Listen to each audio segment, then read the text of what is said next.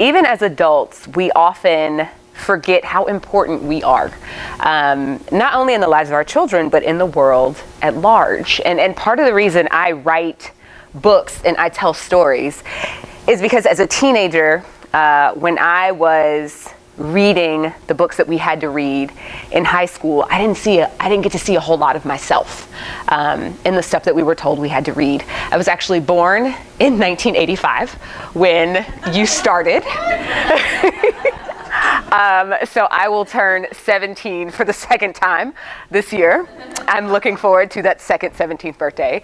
But I remember being, in 8th through 12th grade and having these stories kind of shoved at me and being told that, like, these are the things you have to be able to read and dissect to prove that you are literate, and never seeing myself in those things.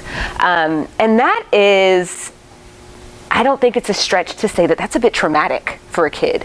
So now I find it wildly important to create the stories I didn't see, first of all, and also create the stories that kids need. Because, and I say, it's kind of I guess it's a little narcissistic to be like, I'm writing the books that all the kids need. But at the same time, I do feel like adolescence hasn't changed much, right? Like, we all, no matter how old we are now, went through that period where everything was chaotic and your brain is growing and things are changing and you're trying to figure out where you fit in the world.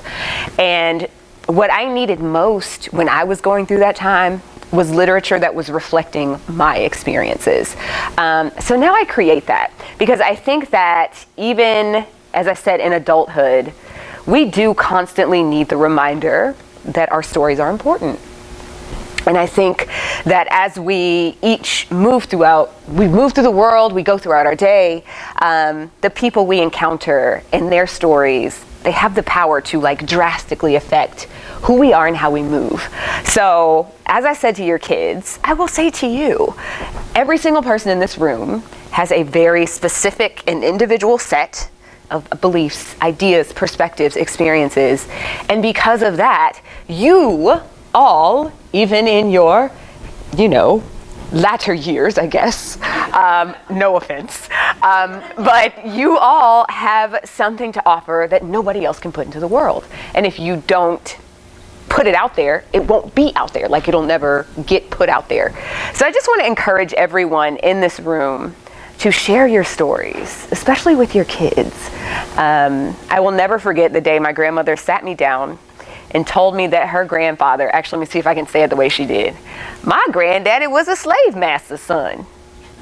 And hearing her tell me that, it really totally changed my perspective, not only of her, but also of myself. It means a lot to be descended from a people group who exhibited the kind of resilience that slaves had to exhibit. Like, I wouldn't be here if the people who came before me hadn't been resilient people.